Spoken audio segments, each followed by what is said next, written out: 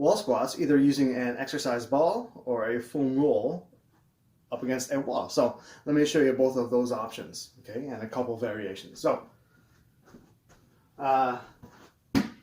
first, with your ball, put it up against the wall there, and right up in that lumbar curve of your back there. All right. So feet are hip or shoulder width apart. Now, standing here, take a couple steps out so that when you squat down, this knee is not over the front of that toe. Make sure that your back is straight and parallel with the wall, not leaning back and not leaning forward. All right. Maximum depth 90 degrees with your legs. All right. So when you have that set, breathing in here, breathing out here, breathing in here, breathing out here. Length of time, 2 seconds both ways. 1001, 1002, 1001, 1002. All right. A one-legged squat. So I like to move the one foot in the middle and just lift the other leg off of the floor. Now you can't hold on to the wall for support. It's a little bit harder with the ball because you have to reach back a bit. So you might want to have something to hold on to for balance if you do it this way. All right. So if one leg is a lot weaker or stronger than the other, then you can try it one leg at a time. I recommend that you do it both legs for a while and then progress to the one-legged option. Okay, so foam roll. Roll this away there. Foam roll is what I prefer because you can get up closer to the wall and it gives you a little bit of a massage up and down the wall there, right? So I'm going to put that up there. Again, right on that lumbar curve, right at the bottom of that lumbar curve of your back, right in that space. And the same thing, hip or shoulder width. And so when you're down here, if you look down, is this knee past the front of that toe?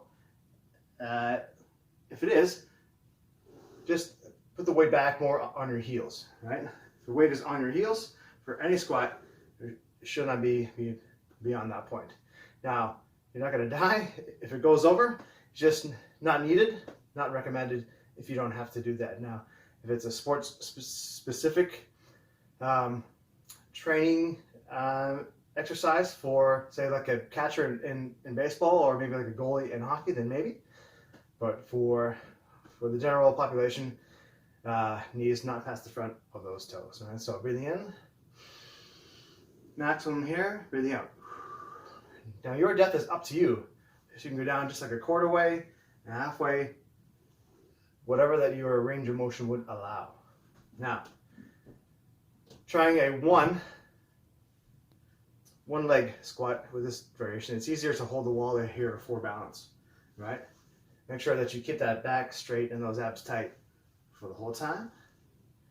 And you're probably not going to be able to go down as far. It's a lot harder, so you may have to adjust that range of motion, but there's some variations for wall squats, either a ball or the foam roll, both legs, and progress to one. Okay, thank you. Slightly different angle for the wall squats. Let me show you one more time.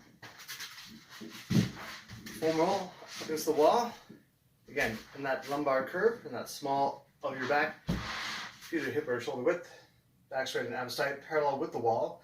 Not so if your back leans back and that is actually touching the wall there, then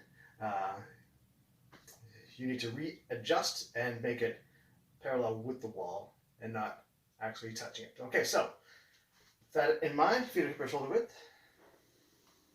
Breathing in, breathing out.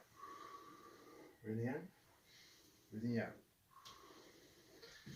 One leg variation, not as far, and holding on for balance, or if you have something out here to balance on. Later on, you can have your arms out there. Okay, so a different angle for the wall squats.